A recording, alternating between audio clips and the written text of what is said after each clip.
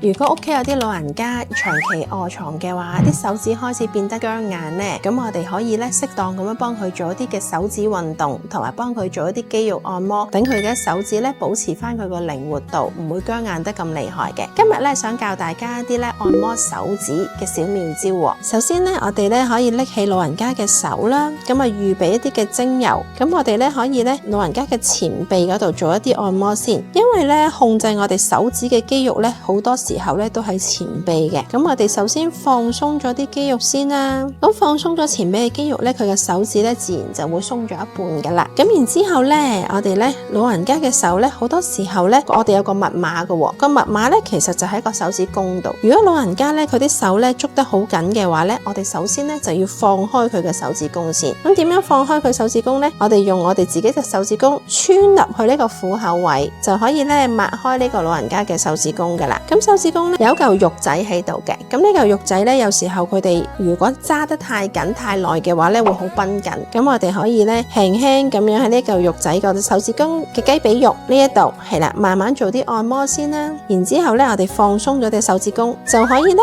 逐隻手指逐隻手指逐隻手指咁幫個老人家抹開啦。有啲老人家好緊嘅話，有時候淨係得一隻手指可以鬆開嘅，我哋就逐隻鬆開啦。咁如果咧佢仲係好鬆軟嘅話咧，我哋就可以成隻手掌咁樣鬆開啦，手掌嘅關節啦，手指嘅關節，然之後我哋咧手指遠端嘅關節，大概每次20至30下，咁隻手咧就會自然鬆軟好多噶啦。呢啲護理小技巧，你學到未呢？